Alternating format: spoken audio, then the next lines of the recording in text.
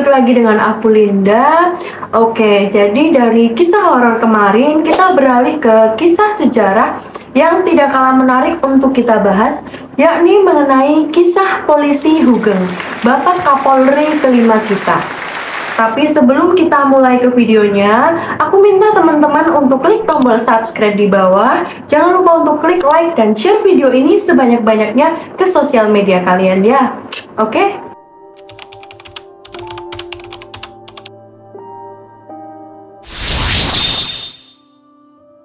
Hanya ada 3 polisi jujur di Indonesia. Tebak. Jenderal ini? Bukan. Jenderal itu? Bukan juga. Jenderal yang ini? Juga bukan. Siapa? 3 polisi jujur itu: 1. Polisi tidur. Kemudian yang kedua, patung polisi. Dan yang ketiga, ya, betul, polisi Hugeng. Begitu kata Bapak Abdul Rahman Wahid alias Gus Dur, Bapak Presiden Republik Indonesia yang keempat. Jenderal Polisi Dr. Andes Hugeng Imam Santoso digambarkan oleh Gus Dur sebagai polisi yang memiliki tingkat kejujuran serta integritas yang sangat tinggi.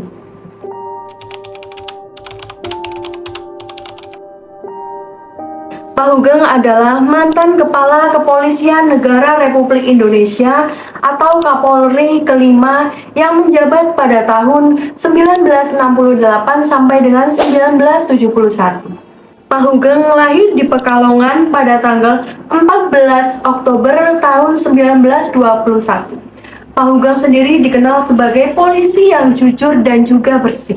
Beliau tidak suka menerima hadiah, tidak suka menerima upeti, dan beliau pun juga tidak mudah untuk disogok. Kekagumannya terhadap polisi itu sudah terbangun sejak beliau masih kecil. Sejak kecil, saya selalu mengagumi polisi. Menurut saya, polisi itu adalah pahlawan yang selalu membantu rakyat. Begitu kata Pak Hugeng.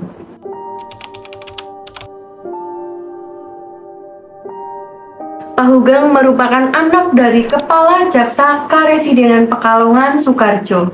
Memulai karir kepolisian dengan mengikuti ujian kepolisian Jepang. Dari 130 pelajar, hanya ada 11 pelajar yang lolos. Dan Pak Hugeng termasuk salah satunya. Tetapi pada saat beliau mengetahui bahwa dirinya akan ditempatkan sebagai Hof Agent, beliau pun memilih untuk mundur. Kemudian ia mendaftar Sekolah Pendidikan Kepolisian Tingkat Tinggi atau Sekolah Tinggi Dai Ika Koto K1 Gakko dan beliau pun berhasil lulus. Tugas pertama beliau adalah ke Sukabumi. Kemudian dari Sukabumi beliau dipindah ke Semarang. Dan dari Semarang beliau kembali pulang ke kampung halamannya yaitu Pekalongan. Dia sempat mengikuti saran pamannya untuk masuk ke Angkatan Laut saat masih berada di Pekalongan. Namun, tidak lama dia pun memilih keluar dan masuk ke Akademi Kepolisian yang ada di Yogyakarta. Pada masa pendudukan Jepang, beliau pun ditugaskan di Yogyakarta. Nah, di Yogyakarta inilah beliau bertemu dengan Ibu Mary Ruswani, wanita yang kemudian dinikahinya pada saat beliau berada di Yogyakarta. Setelah Indonesia merdeka, kemudian Pak Hugeng pun pindah ke Jakarta untuk meneruskan pendidikan di Perguruan Tinggi Ilmu Kepolisian atau disingkat dengan PTIK.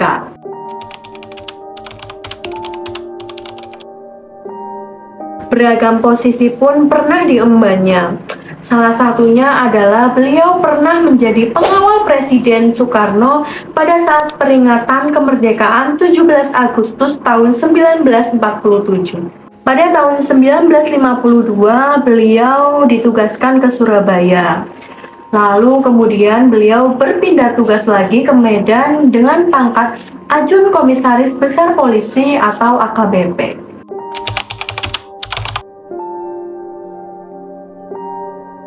Nah, Pak Hugeng menghadapi banyak tantangan saat beliau bertugas di Medan, mulai dari pemberontakan PRRI, kemudian penyelundupan, judi, dan juga korupsi yang merajalela di Medan pada kala itu. Kemudian ada juga beberapa kelompok yang hidup dengan judi dan juga penyelundupan di Medan yang banyak menyogok para pejabat agar bisnisnya ini aman. Mereka menyelundupkan karet ke Malaysia, kemudian ditukar dengan barang-barang yang mewah. Jaringan mereka sangat lengkap, ruwet, dan juga luas. Mereka juga memiliki pembunuh bayaran dan juga dukun. Tetapi yang sangat membahayakan pada kala itu adalah penyogokan di kalangan pejabat. Begitu Pak Hugeng sampai di Medan, banyak sekelompok orang yang tidak dikenal yang kemudian telah menyambutnya dan mengucapkan selamat. Selamat datang di Medan, Pak Hugeng. Selamat ya atas jabatan barunya. Perwakilan itu menyatakan pihaknya telah menyediakan rumah serta mobil mewah untuknya. Disogok nih. Mengetahui hal itu, kemudian Pak Hugeng pun langsung menolaknya. Gak mempan. Kemudian beliau pun langsung meninggalkan orang tersebut, lalu kemudian menghampiri beberapa polisi yang telah menjemputnya. Kemudian setelah dijemput, beliau pun diantarkan ke hotel. Nah, setelah beberapa waktu tinggal di hotel, kemudian rumah dinas beliau pun siap untuk ditempati. Tapi setibanya beliau di rumah dinas, beliau terkejut bukan main setelah melihat orang-orang yang dulu ditemuinya itu sudah berada di rumah dinas beliau dengan mengisi barang-barang serta perabotan yang mewah. Mau disogok lagi Pak Hugeng. Di situ Pak Hugeng pun langsung marahlah dan meminta orang-orang tersebut untuk mengeluarkan semua barang-barangnya dari rumah dinas beliau. Tetapi tugasnya pun tidak digubris sama sekali oleh orang-orang itu. Kemudian karena tidak digubris, 2 jam kemudian Pak Hugeng pun turun tangan mengeluarkan barang-barangnya sendiri dari rumah dinas beliau. Orang-orang tersebut pun bengong dengan tindakan yang dilakukan oleh Pak Hugeng.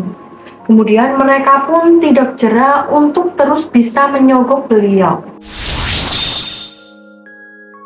Godaan dan tantangan terus menerpa Pak Hugeng. Bahkan pada saat dirinya pertama kali menjabat sebagai Kapolri. Masalah terbesarnya adalah mengembalikan citra kepolisian yang dianggap sebagai penolong rakyat.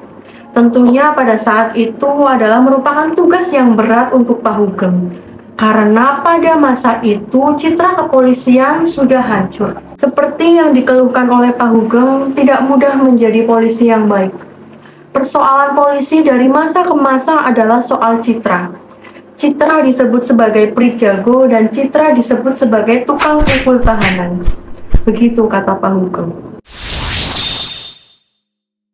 Kalau kalian belum mengerti prijago, jadi prijago itu adalah sebutan untuk polisi yang suka damai dengan pelanggar lalu lintas di jalan.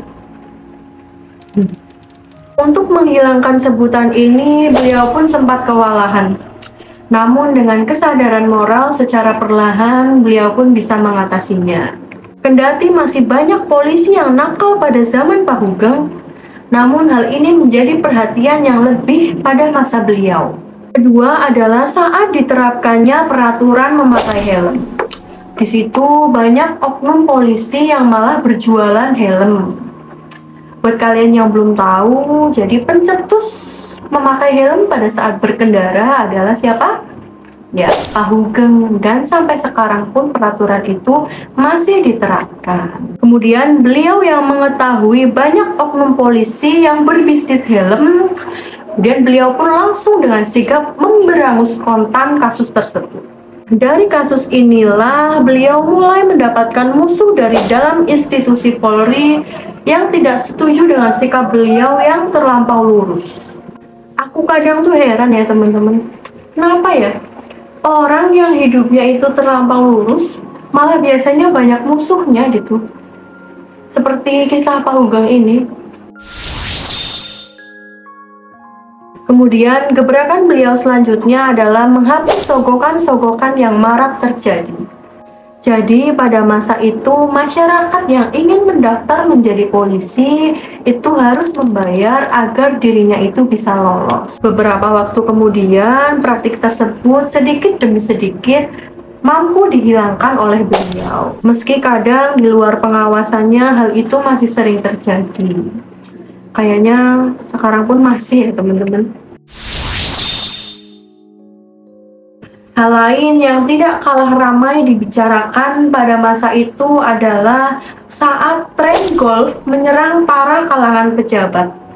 Tapi di sini Pak Hugeng tidak ikut bermain ya, karena beliau tidak memiliki uang untuk membeli stick golf yang pada masa itu harganya mahal ya. Namun keluhan datang dari seorang menteri yang ingin dirinya itu ikut bermain golf. Kemudian beliau pun ditawari stick golf, tetapi beliau menolaknya dengan alasan tidak mau berhutang budi dengan menteri tersebut. Mendengar itu, sang menteri pun hanya tersenyum. Dari beberapa kejadian, ada 2 kasus terbesar yang pernah ditangani oleh Pak Hugeng. Pertama adalah kasus Roby Cahyadi yang menyelundupkan mobil mewah di kalangan para pejabat. Para menteri pun banyak yang terlibat dalam kasus ini. Kemudian berkat kerja keras Pak Hugeng, beliau pun berhasil menyeret kasus tersebut sampai ke meja hijau. Kasus kedua yang tidak kalah menghebohkan adalah kasus Sumarijem. Penjual telur ayam berusia 18 tahun atau disebut juga dengan kasus Sum Kuning. Di sini Pak Hugeng pun terus memantau kasus ini.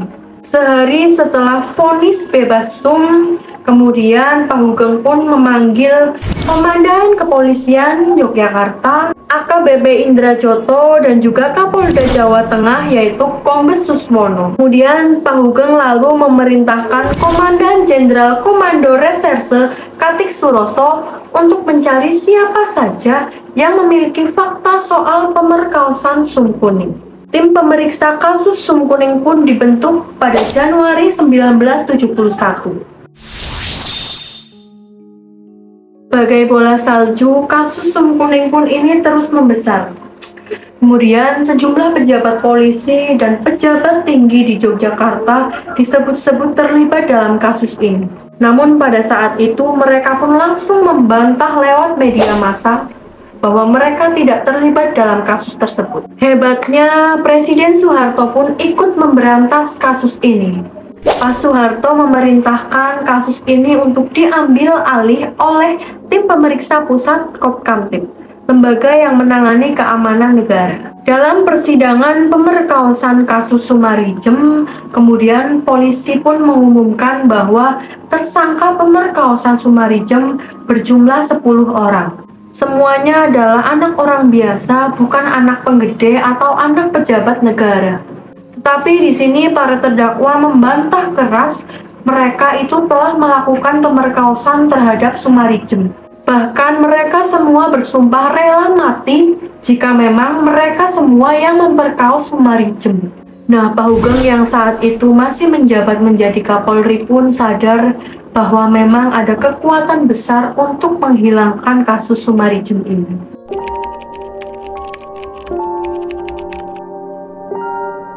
Kemudian pada tanggal 2 Oktober tahun 1971, Pak Hugeng dipensiunkan dari Kapolri. Beberapa pihak menilai Pak Hugeng sengaja dipensiunkan untuk menutup kasus ini, kemudian kasus Roby Cahyadi, serta kasus lain yang menyeret para pejabat. Namun ada juga yang menganggap karena keterlibatan dirinya dalam petisi 50. Tentang pencopotannya sebagai Kapolri, Pak Hugeng mengatakan pernyataan Presiden Soeharto yang mengatakan bahwa dirinya akan digantikan sebagai duta besar di Belgia. Namun beliau menolak tawaran tersebut dan memilih untuk mengundurkan diri sebagai Kapolri. Setelah beliau tidak lagi menjadi Kapolri, kemudian beliau pun memilih untuk menjadi musisi dan juga penyiar radio. Ia pun dikenal sebagai The Singing General selama 1 dekade. Pak Hugeng rutin bernyanyi dan berbincang di radio El Sinta pada kala itu. Aku sendiri sedih teman-teman. Seorang jenderal besar polisi yang sangat jujur, dan memiliki integritas yang tinggi harus mengakhiri masa jabatannya dengan seperti ini.